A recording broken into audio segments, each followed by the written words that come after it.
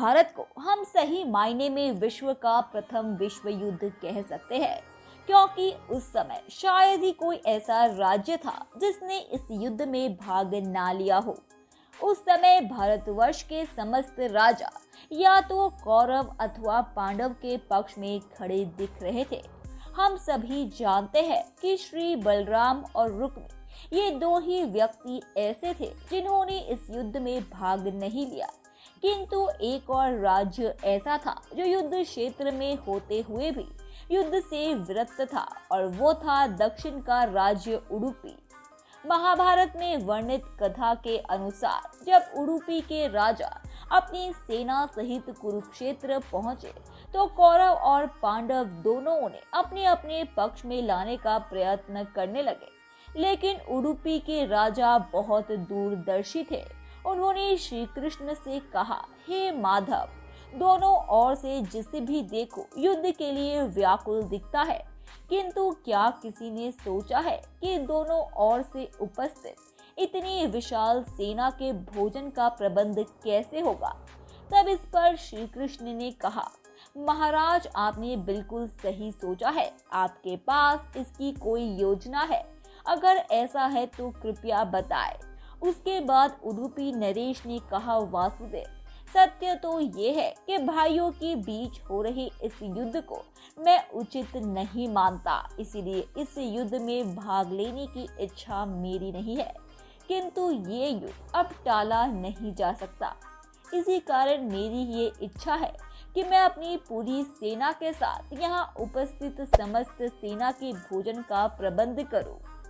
राजा के बात पर श्री कृष्ण ने मुस्कुराते हुए कहा, महाराज, आपका विचार अति उत्तम है। इस युद्ध में लगभग 50 लाख योद्धा भाग लेंगे, और अगर आप जैसे राजा उनके भोजन के प्रबंधन को देखेंगे तो हम सभी उस ओर से निश्चिंत ही रहेंगे। वैसे भी मुझे पता है कि सागर जितनी इस विशाल सेना के भोजन प्रबंधन करना आपके और भीमसेन के अलावा और कोई नहीं कर सकता, किंतु भीमसेन इस युद्ध से खुद को अलग नहीं कर सकते। अंत मेरी आपसे प्रार्थना है कि आप अपनी सेना सहित दोनों ओर की सेना के भोजन का प्रबंध करें। इस प्रकार उडुपी के महाराज ने सेना के भोजन का प्रभार संभाला। पहले दिन उन्होंने उपस्थित सभी योद्धाओं के लिए भोजन का प्रबंध किया। उनकी कुशलता ऐसी थी कि दिन के अंत तक एक दाना अन्न का भी बर्बाद नहीं होता था। जैसे जैसे दिन बीतते गए, योद्धाओं की संख्या भी कम होती गई।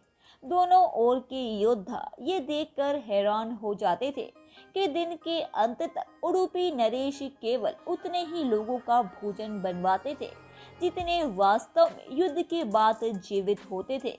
किसी को समझ ही नहीं आ रहा था कि आखिर उन्हें ये कैसे पता चल जाता है कि आज कितने योद्धाओं की मृत्यु होगी। इतने विशाल सेना के भोजन का प्रबंध करना अपने आप में ही एक आश्चर्य था, और उस पर भी इस प्रकार की अन्न का एक दाना भी बर्बाद ना हो, ये तो किसी चमत्कार से कम नहीं था। 18वें दिन युद्ध समाप्त हुआ और पांडवों की जीत हुई। फिर युधिष्ठिर का राज्य अभिषेक हुआ। तब युधिष्ठिर से रहा नहीं गया और उन्होंने उडुपी नरेश से पूछ ही लिया कि महाराज, सभी हम लोगों की प्रशंसा कर रहे हैं कि किस प्रकार हमने उस सेना को परास्त कर दिया जिसका नेतृत्व पितामह भीष्म, गुरु द्रोण और हमारे ज्येष्ठ भ्राता कर्ण जैसे महारथी कर रहे थे। किंतु मुझे लगता है कि हम सबसे अधिक प्रशंसा के पात्र आप हैं, जिन्होंने न केवल इतनी विशाल सेना के लिए भोजन का प्रबंध किया, अपितु ऐसा प्रबंधन किया कि एक दाना भी अन्न का व्यर्थ ना हो पाया। मैं आपसे इस कुशलता का रहस्य जानना चाहता हूँ। इस पर उडुपी नरेश ने कहा, सम्राट, आपने जो इस युद्ध में विजय पाई है उसका श्रेय किसे देंगे? इस पर युधिष्ठिर ने कहा, श्री कृष्ण के अतिरिक्त इसका श्रेय और किसे जा सकता है? अगर वे ना होते तो कौरव सेना को परास्त करना असंभव था। तब उडुपी नरेश ने कहा, महाराज, आप जिसे मेरा चमत्कार कह रहे हैं वो भी श्री कृष्ण के प्रताप से भी संभव हुआ है। ऐसा सुनकर वहां उपस्थित सभी लोग आश्चर्यचकित हो गए। तब उडुपी नरेश ने इस रहस्य पर से पर्दा उठाया और कहा, महाराज, श्री कृष्ण प्रतिदिन रात्रि में मूंगफली खाते थे। मैं प्रतिदिन उनके शिविर में गिनकर मूंगफली रखता था और उनके खाने के पश्चात गिनकर देखता था कि उन्होंने कितनी मूंगफली खाई है। वे जितनी मूंगफली खाते थे उससे ठीक 1000 गुना सैनिक अगले दिन युद्ध में मारे जाते थे। अर्थात अगर वे 50 मूंगफली खाते थे तो मैं समझ जाता था कि अगले दिन 50,000 योद्धा युद्ध में मारे जाएंगे। उसी अनुपात में अगले दिन भोजन बनवाता था। यही कारण था कि कभी भी भोजन व्यर्थ नहीं हुआ। श्री कृष्ण के इस चमत्कार को सुनकर सभी उनके आगे नमस्तक हो गए। धन्यवाद दोस्तों। उम्मीद है कि आपको हमारे द्वारा बताई गई जानकारी काफी पसंद आई होगी।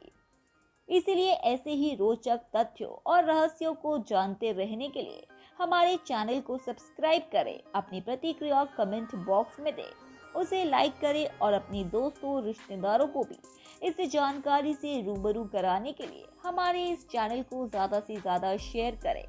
धन्यवाद।